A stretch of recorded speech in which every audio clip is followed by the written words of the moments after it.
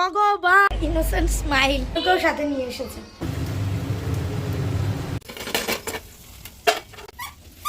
যা ভাজবে। এই 10 বছর বয়স থেকে সংসারের টুকটাক কাজ থেকে শুরু করে সংসারে বিশাল দায়িত্ব কাঁধে এসে পড়ল।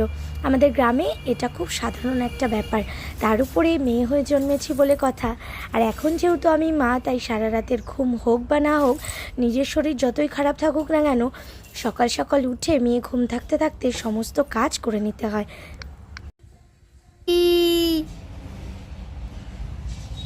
তুমি কোথায় পেয়েছো এটা? ভগবান, কিচ্ছুতে শান্তি নেই। এখানে ছোটা পণ্ডিত সেজে নিয়েছে। আমি রান্নাঘরে কাজ করছি আর এদিকে হঠাৎ করে আমার মনে হলো যে চুপচাপ হয়ে গেছে, দেখি কি করছে। আর দেখো তার এই যে অবস্থা, এই যে টিভিতে আমি চালিয়ে দিয়েছি। আর এদিকে আমি ওর জন্য সাবু বানাচ্ছি। মানে বুঝতে পারছো, এর আগে আমি ডেক্সোলার ইউজ করতাম, এখন কিন্তু আমি ল্যাকটোজেনটা ইউজ করছি। এটাও কিন্তু খুবই ভালো।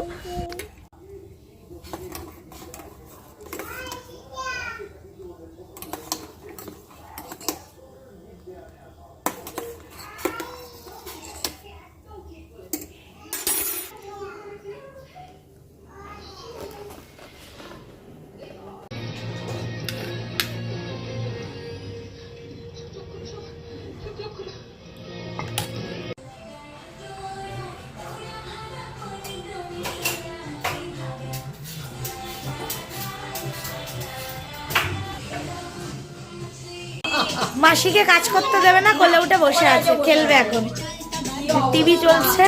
আর এদিকে আমি রান্না করছি। এমন একটা রেসিপি বানাবো যেটা আমার বাড়িতে চিকেন আসলে আমি বানাবোই। মানে দেখে অনেকেই বুঝতে পারছো, অনেকেই জানো না। এখানে রয়েছে বাসমতি চাল ভেজানো। তো চিকেন আসলে এই রেসিপিটা আমি কমন করে থাকি। তো তোমরা যারা ভিডিও দেখছো গেস করে বলো তো আমি কী বানাতে পারি। আর বাড়িতে না তো কলাগুলো একদম পেকে গেছে, তাই ভাবলো একটু কলার বড়া। এই যে মাসি এখানে সব রেডি করে দিয়েছে। আর এই যে যখনই আমি রান্না করবো এই যে চলে আসবে রান্না করতে। আসো, আমার গনুকেও নিয়ে এসেছে, দেখো। তো আমার যখনই শরীরটা খারাপ থাকে, আমার আর রান্না বান্না করতে ইচ্ছা করে না, কিন্তু একটু হেলদি কিছু না খেলেও শরীরটা ভালো লাগে না। তো তার জন্য চিকেন নিয়ে এসেছে আজকে বাড়িতে মাসি। ওই জন্য আজকে ভাবলাম মা বাড়িতে নেই, তো আমার পছন্দের কিছু একটু কম টাইমও লাগবে, তাড়াতাড়ি হয়েও যাবে। সিক্রেটটা কি, তো আমি কিন্তু ভিডিওতে তোমাদের বলে দিয়েছি, না দেখে থাকলে দেখতে পারো। একটু সম্মান দেবে করবে তো। শোনা, ভাতু খাবে না আজকে? তোমার রেসিপি হবে, স্পেশাল রেসিপি চিকেন পোলাও। তুমি খাবে তো? এই রান্নাটা বিরিয়ানি, পোলাও আর চিকেন পিস পাইসের সংমিশ্রণ। কী নাম তোমরা ডিসাইড করো। সব কিছু কষানো হয়ে গেছে, এবার একটু সামান্য বিরিয়ানি মশলা দিয়ে দেবো, একটু গরম মশলা দিয়ে ভাতটা দিয়ে জাস্ট গরম জল দিয়ে ঢাকা যাবে।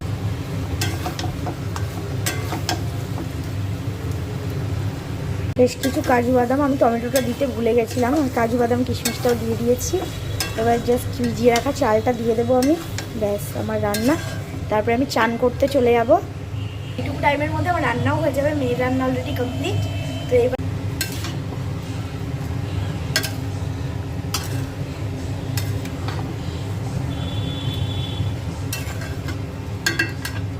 কি মজা রান্না, রান্না করবে। তুমি একটু নেড়ে দাও। ওরে বাবা, টেস্টি হবে তো, অনেক টেস্টি হয়ে যাবে। সোনাটা রান্না করে তোমার খাবার রেডি, চলো তুমি খাবে, মা পরে খাবে, চলো। আমি এখন স্নানে যাব। মাসি এখানে কলার বড়াগুলো রেডি করে প্রায় 11:30, আর আমি তখন স্নান করে ব্রেকফাস্ট করতে বসেছি। তো আজকে আমি বানিয়েছিলাম চিড়ের উপমা। স্নান করে এটা কিন্তু একদমই ঝাল নেই। তো আমার মেয়েও কিন্তু আমার সঙ্গেই খাবারটা আর একবার একটু খায়, কারণ ওকে যতবার ফিট করাতে পারি আমি চেষ্টা করি ততবার করে খাইয়ে দিই। তো ওকে যেহেতু আমি খাওয়াচ্ছিলাম আর নিজেও খাচ্ছিলাম, তো মাসিকে বললাম একটু কলার বড়াটা ভেজে দিতে।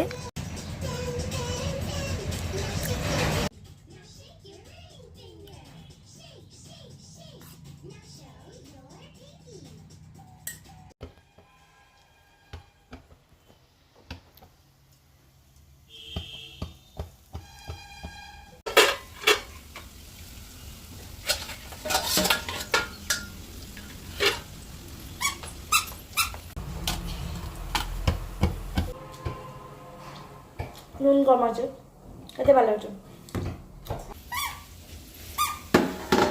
যা যা বা কি করেছো এটা সোনাই? তুমি এটা খুলেছো কেন মা? মাথায় লাগবে তো। দেখি কি খাচ্ছ? দেখি দেখি দেখি ডাব্বা।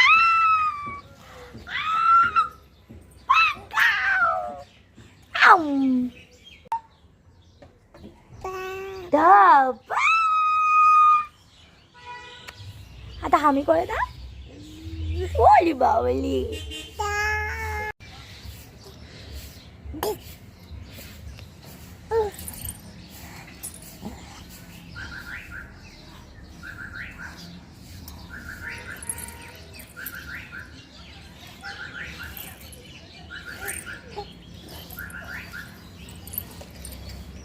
গনু নিয়ে দুষ্টুমি সবসময় গনু।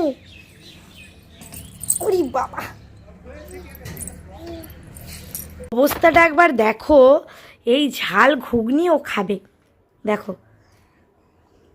মামাম ঝাল খেও না সোনা। না না খায় না মা ঝাল। ফুদাও ফুদাও ফুদাও ফুদাও, এই যে ফুদাও, একটু ফু দাও তো। ফুদাও। উফ, কাশি উঠে গেল। দিদি এই যে দেখো, এই যে এই যে